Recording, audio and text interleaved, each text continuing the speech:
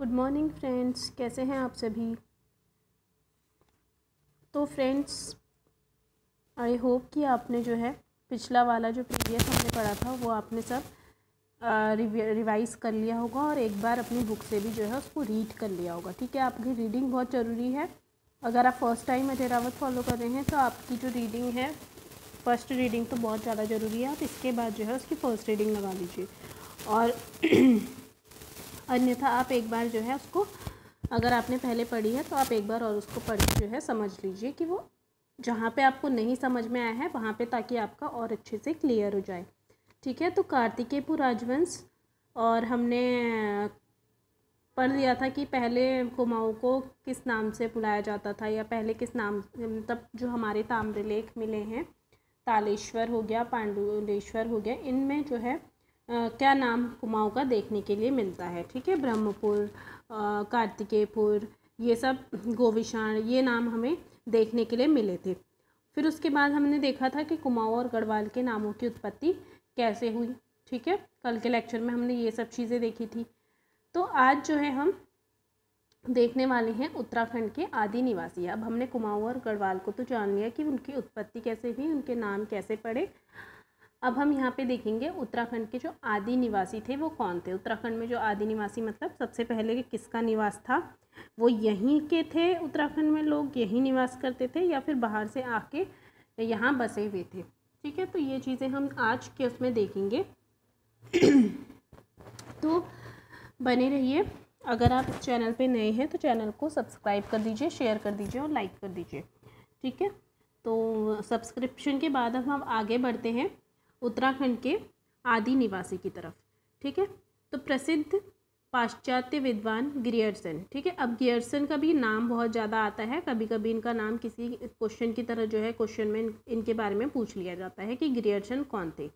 तो प्रसिद्ध पाश्चात्य विद्वान ग्रियर्सन का मत है कि गढ़वाल तथा कुमाऊँ के आदि निवासी कौन थे, किरात थे। ठीक है, तो अगर क्वेश्चन आता है कि किसके अनुसार गढ़वाल और कुमाऊँ के आदि निवासी किरात थे, तो ग्रियर्सन के अनुसार थे। और इसको घुमा के आता है क्वेश्चन कि ग्रियर्सन के अनुसार गढ़वाल और कुमाऊँ के आदि निवासी कौन हुआ करते थे, तो उसका आंसर होगा किरात हुआ करते थे। किरात एक जाति है। ठीक है, किरात एक जाति है। प्राचीन ग्रंथों में पतित पावनी गंगा नदी एवं जगत माता दुर्गा पार्वती को भी किराती नाम से ही संबोधित किया गया है। ठीक है, जो हमारे प्राचीन ग्रंथ हैं उसमें जो हमारी पवित्र गंगा नदी है और हमारी जो जगत माता दुर्गा जी हैं, पार्वती जी हैं, मतलब जो ये देवियाँ हैं, ठीक है, प्राचीन ग्रंथों में हमारी जो देवियाँ हैं उनको भी जो है किरात नाम से ही संबोधित किया गया है। संस्कृत में क्र तथा अत से मिलकर जो है किरात शब्द बना है। ठीक है, क्र जो संस्कृत का क्र है और अत है, इन दो शब्दों से मिलकर किरात शब्द बना है। अतः स्पष्ट है कि जो किरात शब्द है ये भौगोलिक नाम का द्योतक है। पर्वतीय क्षेत्र में गंगा की घाटियों के निवासी जो है किरात कहलाते थे। जो पर्वतीय, हमारा जो पहाड़ी क्षेत्र है, पर्वतीय क्षेत्र है, तो यहाँ पे जो गंगा की घाटियों में जो लोग निवास करते थे उस समय पे, आदिकाल में, उनको किरात कहते थे। 4वीं सदी ईसा पूर्व के जग विख्यात यूनानी राजदूत मैगस्थनीज ने अपनी रचना में इस क्षेत्र में किरात जाति का होना वर्णित किया है। ठीक है, जो यूनानी राजदूत हैं मैगस्थनीज, इनका नाम इतिहास के, अगर आप इतिहास पढ़े हैं आपने तो उसमें आपने मैगस्थनीज का नाम सुना होगा, ये दार्शनिक था।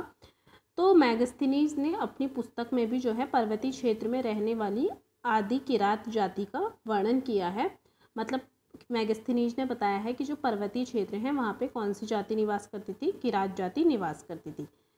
अब हम देखते हैं कि जो महाभारत सभा पर्व अध्याय 4, ठीक है, महाभारत का जो सभा पर्व है अध्याय 4 में, उस और वन पर्व अध्याय 51 तथा भीष्म पर्व अध्याय 9 में, ठीक है, ये सब महाभारत के वो हैं, अध्याय हैं इन नामों से। तो इसमें, इस अध्याय में किरात जाति के संबंध में एक सम्मानित वर्णन मिलता है। महाकवि कालिदास कृत रघुवंश महाकाव्य के अध्याय 4/76 में इस पर्वतीय क्षेत्र में किरात निवासियों का वर्णन मिलता है। तो जैसा कि आप देख सकते हैं कि जो हमारी महाभारत है, महाकाव्य जो कालिदास द्वारा जी लिखे गए हैं, उन सब में भी हमें किरात का वर्णन, क्योंकि पहले के टाइम पे जो है यहाँ पे तीर्थ क्यों माना गया है, क्योंकि पहले के टाइम पे अधिकतर जो देवी देवता लोग थे वो इधर पर्वतीय क्षेत्र की तरफ तपस्या के लिए आते थे। तो उस टाइम पे जो है इस क्षेत्र का वर्णन करना बहुत ही अति आवश्यक था। तो उस समय पे प्राचीन काल में जितने भी हमें महाकवि हुए या फिर जो हमारी पुस्तकें लिखी गई प्राचीन ग्रंथ, उनमें इस क्षेत्र का वर्णन हमें देखने के लिए मिलता है। मत्स्य पुराण, मार्कंडेय पुराण में भी यहाँ के किरात राज्य एवं किरात भूमि का वर्णन आता है। अब जो हमारा मत्स्य पुराण है और मार्कंडेय पुराण है, ठीक है, नाम भी आपको याद रखने चाहिए कि मत्स्य पुराण है एक हमारा और एक मार्कंडेय पुराण है, जिसमें हमें किरात राज्य के बारे में, कि एक किरात राज्य जहाँ पे किरात लोग रहते थे उसको किरात राज्य क्षेत्र में रहते थे, तो उसका भी वर्णन हमें देखने के लिए मिलता है किसमें, मत्स्य पुराण और मार्कंडेय पुराण में। महाकवि बाणभट्ट कृत कादंबरी में, ठीक है, किरात लोगों का इस भूखंड में निवास होना लिखा है। अब यहाँ पे क्वेश्चन आपका ये बनता है कि बाणभट्ट द्वारा लिखे गए किस ग्रंथ में किरात लोगों के बारे में देखने के लिए मिलता है तो कादंबरी में। या फिर आपसे क्वेश्चन पूछा जाता है कि कादंबरी जो रचना है वो किसकी रचना है, तो बाणभट्ट की है, ठीक है। कादंबरी किसकी रचना है, बाणभट्ट की है। ये आप नोट्स बना लीजिए, जो शॉर्ट में मैं अगर क्वेश्चन बना के बोल रही हूँ तो आप उनको नोट्स के तौर पे लिख लीजिए। तो कादंबरी किसके द्वारा कृत रचना है, बाणभट्ट के द्वारा, ठीक है। तो उन्होंने भी, बाणभट्ट जी ने भी जो है अपनी कादंबरी में किरातों के बारे में बताया है कि यहाँ पे किरात का निवास हुआ करता था। अब प्राचीन भूगोल शास्त्र वराहमिहिर ने अपने ग्रंथ बारही संहिता के अध्याय 14 में इन किरात लोगों का आवास बताया है कि यहाँ पे जो पर्वतीय क्षेत्र था ये किरात लोगों का आवास हुआ करता था। तो बेसिकली हमें ये हम जो टॉपिक पढ़ रहे हैं यहाँ पे हमें सिर्फ यही मिलेगा कि उत्तराखंड के आदि निवासी कौन थे और इनके बारे में हमें कैसे पता चलता है कि ये किरात लोग जो है उत्तराखंड के आदि निवासी थे, हमें कैसे पता चलता है। तो हमें किसी ग्रंथों के द्वारा पता चलता होगा, है ना, प्राचीन जो हमारे ग्रंथ हैं उनके द्वारा ही तो हमें पता चलेगा कि किरात लोगों के बारे में बताया गया है कि यहाँ पे प्राचीन टाइम पे किरात लोग रहते थे। तो फिर अब हमें जो ग्रंथों से पता चल रहा है तो हमें ये पता होना चाहिए कि वो किस ग्रंथ से पता चल रहा है। फिर हम ये जान लेंगे किस ग्रंथ से पता चल रहा है तो हमें फिर उसके बाद नेक्स्ट क्वेश्चन होगा कि वो ग्रंथ लिखा किसने था, ठीक है, अपने उस ग्रंथ में किसने बताया था। तो यही है कि इसमें जो मेन इम्पॉर्टेंट जो इसमें है वो ये है, अध्याय और ये सब चीज़ें इम्पॉर्टेंट नहीं है। इसमें इम्पॉर्टेंट सिर्फ एक चीज़ है कि किसने अपने ग्रंथ में क्या लिखा है, ठीक है, या जो ग्रंथ है वो किसके द्वारा लिखा गया है। तो आपको उसकी रचनाकर्ता का नाम पता होना चाहिए कि ये रचना किसकी है और ये किसने लिखी है, ठीक है। तो इसी तरह से एक भूगोल शास्त्र थे बारामिहिर, उन्होंने भी अपने ग्रंथ में जो है किरात लोगों का आवास पर्वतीय क्षेत्र को बताया है। तो अब यहाँ इस लाइन से आपका क्वेश्चन ये बनता है कि बाराही संहिता किसकी है, इसके द्वारा रचित है बाराही संहिता, तो ये बाराहमिहिर द्वारा, ठीक है। बाराही संहिता किसके द्वारा रचित है, बाराहमिहिर द्वारा। फिर नेक्स्ट है महाभारत के वन पर्व अध्याय 140 में वर्णित है कि पांडवगण गंधमादन पर्वत यानी कि बद्रीनाथ, ठीक है, जो ये बद्रीनाथ जहाँ पे पड़ता है उसको गंधमादन पर्वत कहा जाता था पहले। तो उसमें ऐसा कहा गया है कि जो पंच पांडव थे वो जब गंधमादन पर्वत पर जा रहे थे तो उन्होंने जाते हुए मार्ग में सुबाहु नरेश की राजधानी, हमने ये पहले भी कहानी पढ़ी है कि जब पांडव लोग आए थे तो वो लोग सुबाहु नगर में रुके थे कुछ टाइम के लिए, ठीक है। तो वो जो सुबाहु नगर है वो आज श्रीनगर यानी कि गढ़वाल में है, श्रीनगर के नाम से प्रसिद्ध है वो जिस सुबाहु नगर में पांडव बद्रीनाथ जाते हुए रुके थे ना, तो उस सुबाहु नगर का नाम आज क्या है, श्रीनगर है। तो वहाँ के जो निवासी हैं वो किरात, तंगड़ और पुलिंद हुआ करते थे, ठीक है, किरात, तंगड़ और पुलिंद। अब हमें कैसे पता चलता है कि तंगड़, किरात और पुलिंद वहाँ के निवासी थे, तो हमें कुछ श्लोक ऐसे मिले हैं प्राचीन ग्रंथों में जिनसे हमें ऐसा पता लगता है, जैसे कि किरात तंगण कीर्ण पुलिंद रात संकुलम हिमवत्य वरम जुष्टम पिकाश्चर्य समाकुलम, ठीक है। तो इससे हमें पता चलता है कि वहाँ पे किरात, तंगण और पुलिंद लोग जो है निवास करते थे। रामचंद्र जी के वनवास जाने पर उनके कुल गुरु वशिष्ठ जी ने इसी किरात भूमि में आकर यहाँ पर स्थित एक कंदरा में अपनी पत्नी अरुंधति के साथ कुछ काल तक रहे थे, ठीक है। जब रामचंद्र भगवान जी जब कहाँ चले गए थे, वनवास पर चले गए थे, ठीक है। जब रामचंद्र जी वनवास चले गए थे तो जो उनके गुरु थे वशिष्ठ जी, ठीक है, रामचंद्र जी के कुल गुरु, मतलब उनके पारिवारिक जो गुरु थे, जो सबको शिक्षा देते हैं उनके परिवार में, तो वो जो कुलगुरु थे उनका नाम था वशिष्ठ जी। तो वशिष्ठ जी जो है वहीं पर्वतीय क्षेत्र यानी कि उत्तराखंड की तरफ किरात भूमि के हिमदाव यानी कि टिहरी गढ़वाल, हिमदाव कहाँ पड़ता है, टिहरी गढ़वाल में पड़ता था उस टाइम पे, तो वहाँ पर टिहरी गढ़वाल में आकर जो है उन्होंने वहीं पर कंदरा में अपनी पत्नी, वशिष्ठ की पत्नी कौन थी, अरुंधति, उनके साथ कुछ पल और कुछ काल तक, कुछ समय तक जो है वो वहीं निवास करते रहे उत्तराखंड में। ऐसा टिहरी गढ़वाल में वशिष्ठ गुफा है ना एक, तो वो इसी कहानी से होके वो वशिष्ठ गुफा बनी है। फिर है कि वनवास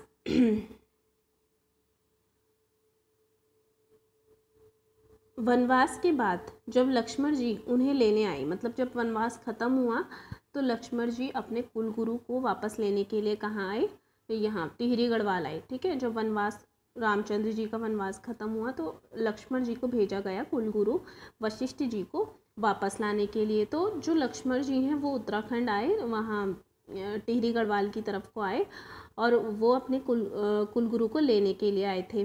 तो कुलगुरु ने इस क्षेत्र की महिमा का उन्हें ऐसे, मतलब उन्होंने बताया कि वो जहाँ पे रह रहे हैं, टिहरी में जहाँ पे वशिष्ठ जी रह रहे हैं, उन्होंने लक्ष्मण जी को इस क्षेत्र का वर्णन करते हुए बताया कि ये क्षेत्र कितना ज़्यादा अच्छा है, मतलब एक धाम के रूप में इसे देख सकते हैं और यहाँ की क्या महिमा है उन्होंने लक्ष्मण जी को बताया। तो उन्होंने कैसे बताया कि बहुत अच्छा वर्णन उन्होंने किया कि यहाँ पे इतना अच्छा प्राकृतिक है, ये है वो है, मतलब हर एक चीज़ जो है अच्छी बताई। अतः यह प्रमाणित हो जाता है कि यह क्षेत्र रामायण और महाभारत काल में, ठीक है, किरात भूमि के रूप में प्रसिद्ध था। तो कैसे हमें पता चलता है, क्योंकि महाभारत में भी जो है इसका वर्णन आया है, सुबाहु क्षेत्र में जो है पांडव जी रुके थे, और उसके अलावा वशिष्ठ जी भी टिहरी गढ़वाल में कुछ समय तक रहे थे। तो इससे हमें पता चलता है कि रामायण और महाभारत में भी जो है किरात भूमि के रूप में देखने के लिए मिलता है। इन किरातों के अधिपति या जननायक की उपाधि शिव सिद्ध होती है। जो ये किरात लोग हैं इनके जो अधिपति या जननायक की जो उपाधि होती है वो शिव सिद्ध होती है, जिसका विश्वस्त प्रमाण महाभारत के वन पर्व में हमें देखने के लिए मिलता है।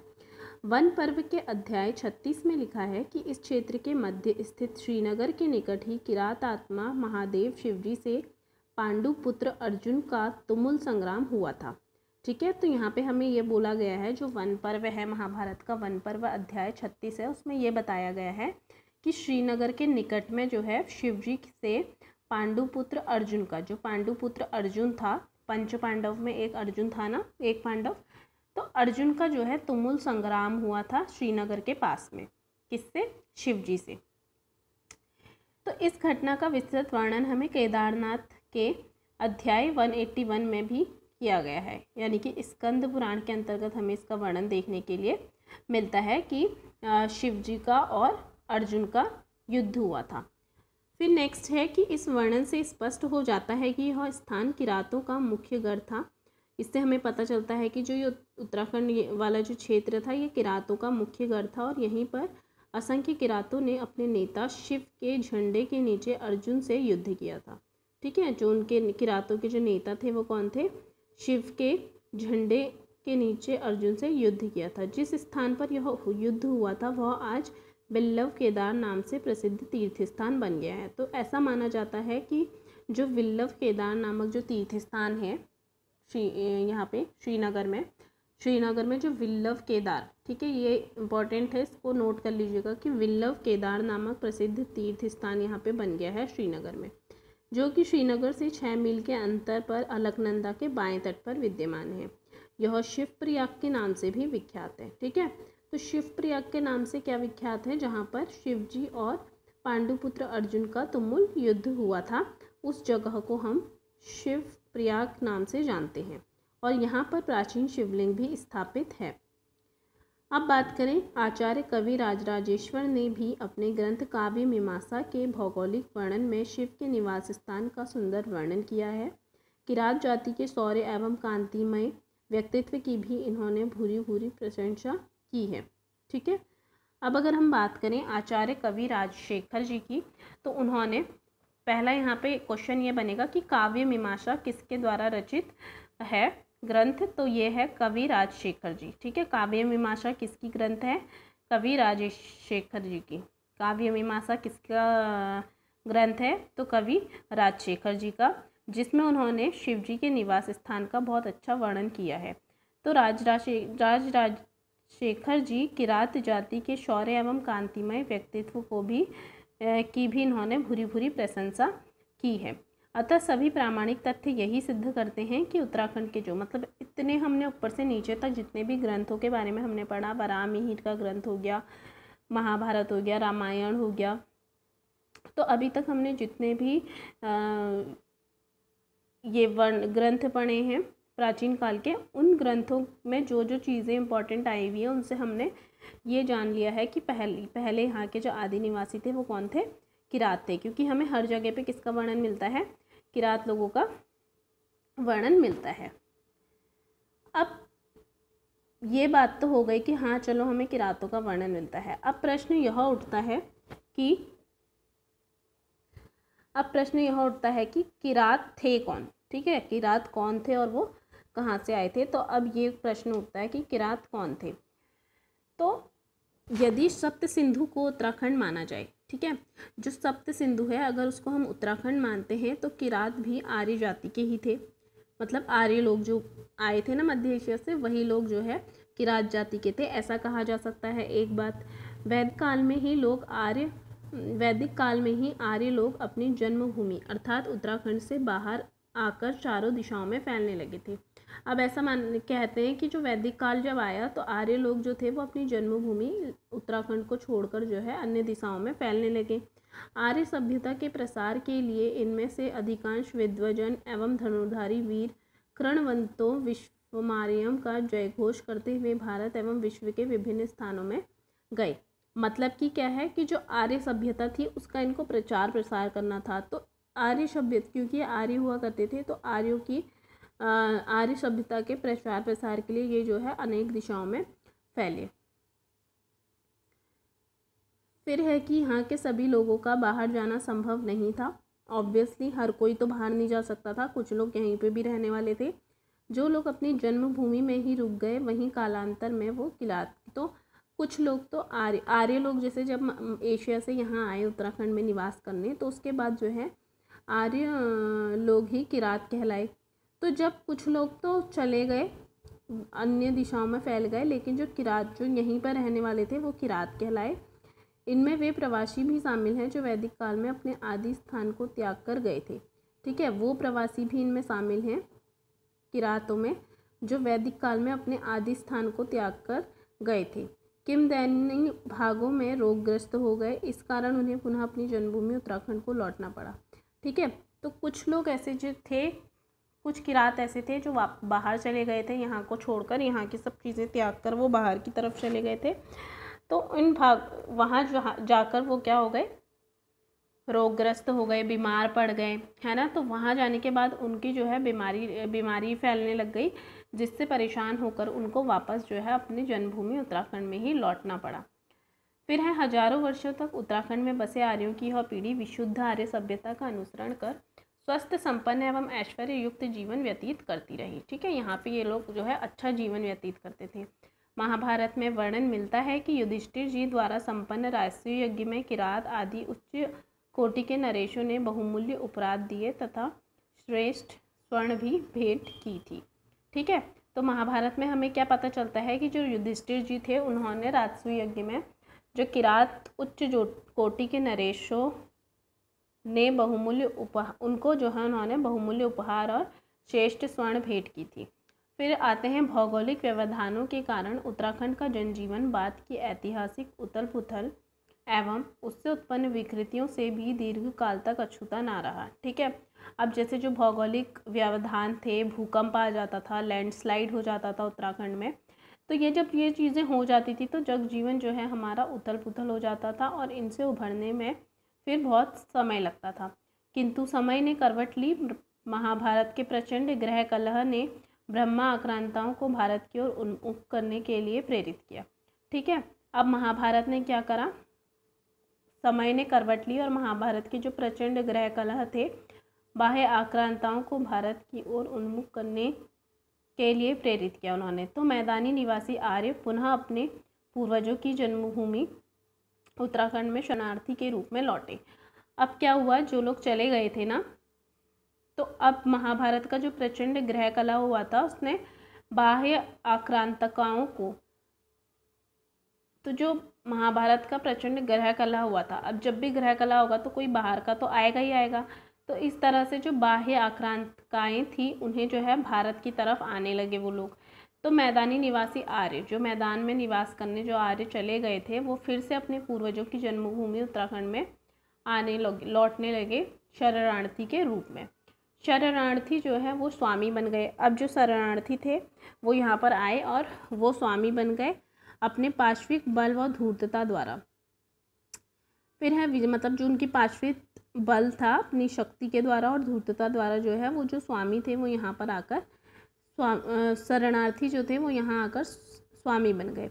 विजेता शरणार्थियों ने अपनी विजय का घृणित एवं कुत्सित प्रतिदान लिया। पराजित किरातों ने अपनी पराजय का भुगतान भरा और उनका जातिगत संबोधन ही बदल गया। ठीक है, तो इन्होंने जो है भुगतान भी भरा, सब कुछ इन्होंने किया, लेकिन फिर भी इनका जातिगत संबोधन क्या हो गया, बदल गया। आर्यों ने उन्हें शूद्र अर्धशूद्र की संज्ञा दे दी। ठीक है, जो किरात लोग थे उनको आर्यों ने किसकी संज्ञा दे दी, शूद्र या फिर अर्धशूद्र की संज्ञा दे दी। तो जब आर्य लोग आए तो इन्होंने क्या करा, जो हमारे कौन थे, किरात जाति के जो लोग थे उनको इन्होंने शूद्र कह दिया या फिर अर्धशूद्र की संज्ञा दे दी। वर्तमान समय में उत्तराखंड के हरिजन, जिन्हें शिल्पकार नाम से जाना जाता है, किरातों के ही वंशज माने जाते हैं। मतलब जो वर्तमान में एससी कैटेगरी के जो लोग हैं उत्तराखंड में, उनको भी जो है किरात का ही वंशज माना जाता है।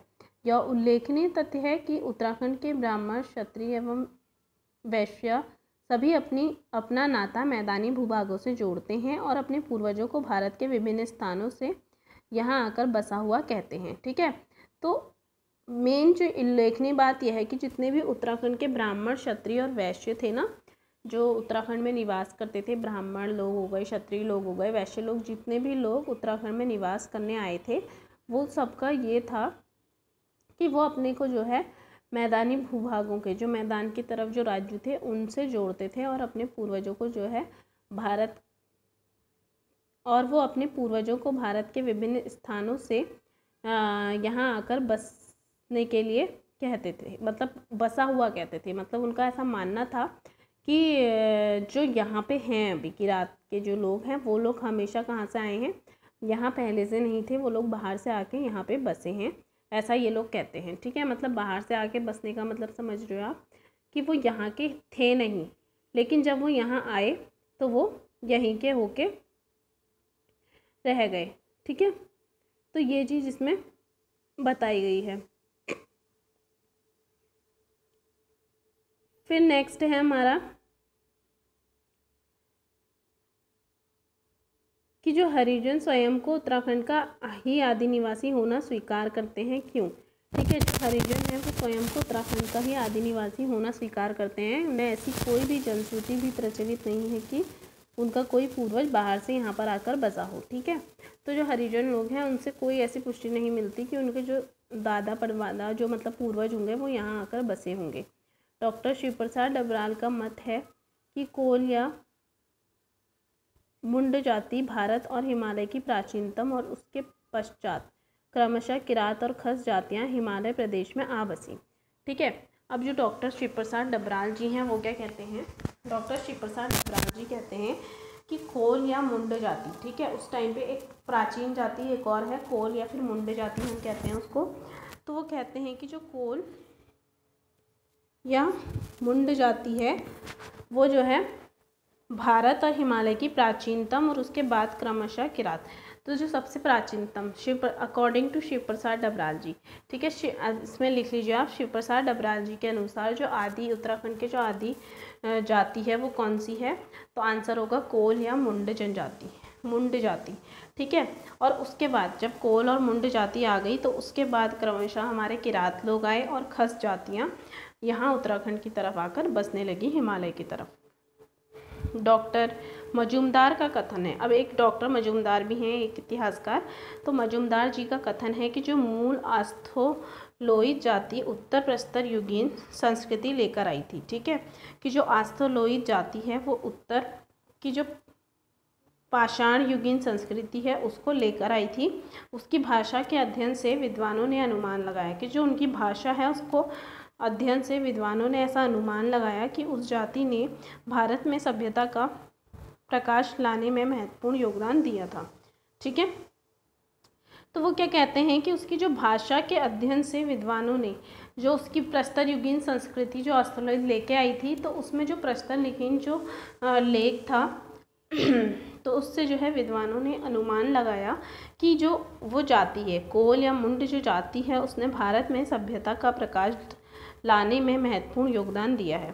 कि मूल आस्थोलोइद ने तत्कालीन अन्य जातियों विशेषतः नेग्रितो जाति से घुल मिलकर कोल या मुंड जाति को जन्म दिया था। अब ऐसा कहा जाता है कि जो मूल आस्थोलोइद थे उन्होंने क्या किया, जो मूल आस्थोलोइद थे उन्होंने क्या किया, उन्होंने ये किया कि जो वहाँ पे अन्य जाति थी कोल मुंडा खस, ठीक है, तो विशेषतः एक नेग्रितो जाति भी वहाँ पे हुआ करती थी उत्तराखंड में। तो जो नेग्रितो जाति थी उससे घुल मिलकर कोल या मुंड जाति को जन्म दिया गया था।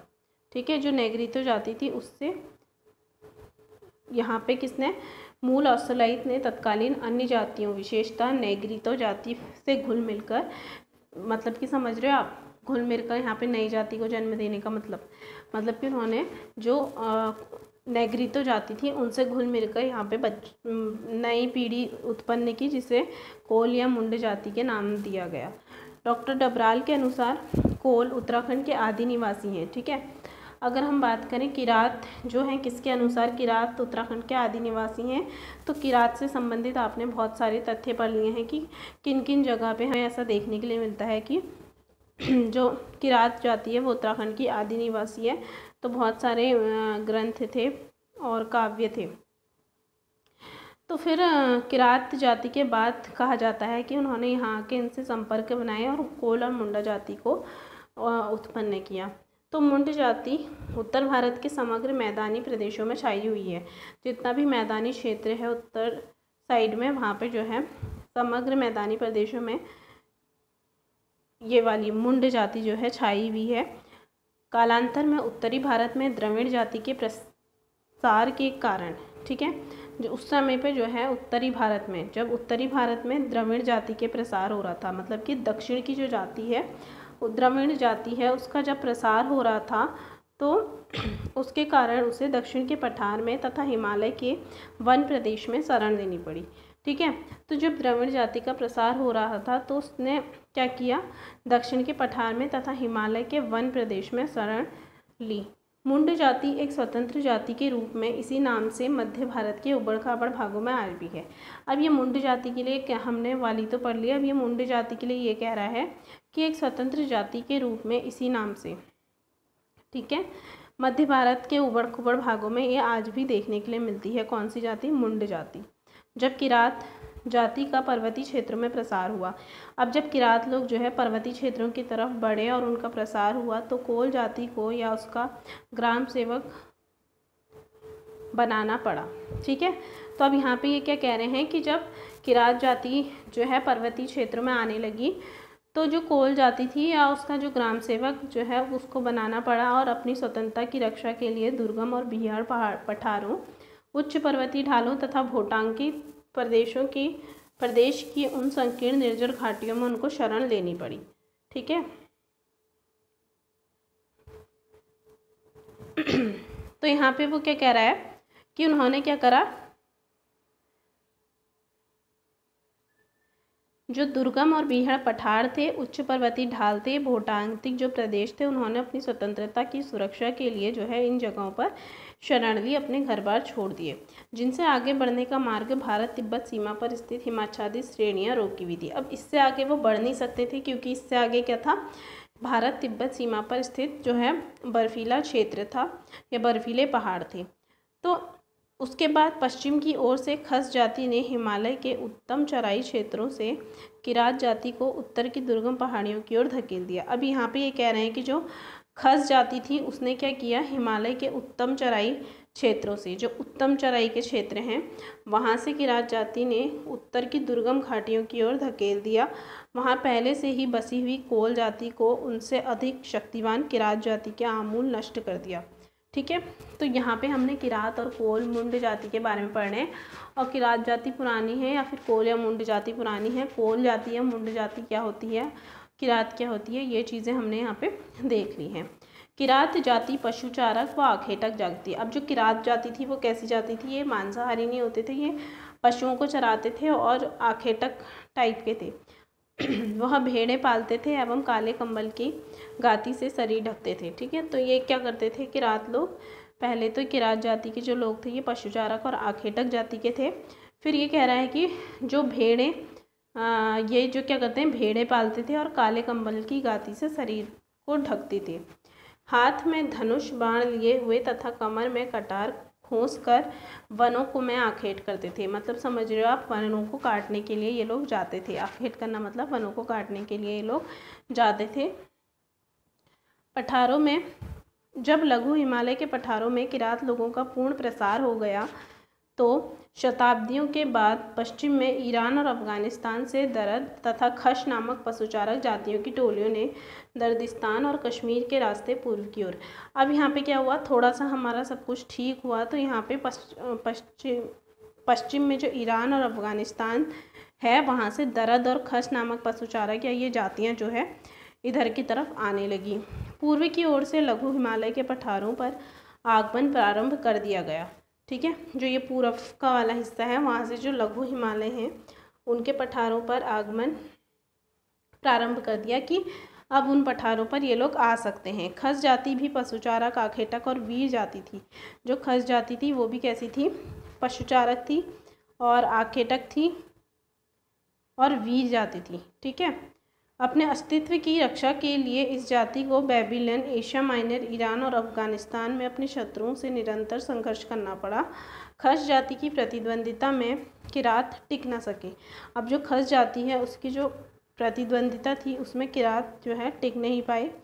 सने सने खस लोगों ने किरातों के अच्छे चरागाहों को छीन कर, धीरे धीरे क्या होने लगा कि जो खस लोग थे उन्होंने क्या करा, किरातों के जो अच्छे चरागाह थे उनको छीनकर कश्मीर, कांगड़ा, हिमाचल, गढ़वाल, कुमाऊं तथा पश्चिमी नेपाल में स्थित लघु हिमालय की ढालों पर अपना आधिपत्य स्थापित कर लिया। ठीक है, तो खस जाति ने क्या किया था कि धीरे धीरे खस जाति ने खस लोगों के किरातों के अच्छे संबंध, यानी कि खस जाति ने धीरे धीरे चला के चली और क्या किया, जो खस लोग थे उनके किरातों से अच्छे चरागाह को छीनकर, खस लोग यानी कि किरातों के बाद जो खस आए तो उनके पास किरातों के ही अच्छे अच्छे चरागाह होंगे, तो इन लोगों ने क्या किया, उन चरागाहों को छीनकर कश्मीर, कांगड़ा, हिमाचल, गढ़वाल, कुमाऊं, पश्चिम बंगाल, नेपाल में स्थित लघु हिमालय की ढालों पर अपना आधिपत्य जो है स्थापित कर लिया। ठीक है, तो इतनी चीज़ें हमने आज देख ली हैं उत्तराखंड में कि जातियों के बारे में हमने पढ़ा, कौन कौन सी जाति यहाँ पे देखने के लिए मिली, इनका जो वर्णन है किन किन जगहों पर होता है, कहाँ कहाँ किस जाति को बताया गया है। ठीक है, ये सब चीज़ें देखने के बाद अब हम नेक्स्ट में ये खस, कोल, मुंडा, किरात, इन जातियाँ जो ये जातियाँ हैं इनके बारे में देखेंगे कि ये जातियाँ कहाँ से आई थी, इनके बारे में क्या कथन वर्णित है या फिर किसने अपनी बुक में क्या इनके लिए कहा है, ये चीज़ें हम देखेंगे। तो आज का लेक्चर हम यहीं समाप्त करते हैं। Thank you for watching. अगर आप वीडियो में नए हैं तो वीडियो को सब्सक्राइब कर दीजिए, लाइक कर दीजिए, शेयर कर दीजिए। Thank you so much, bye bye.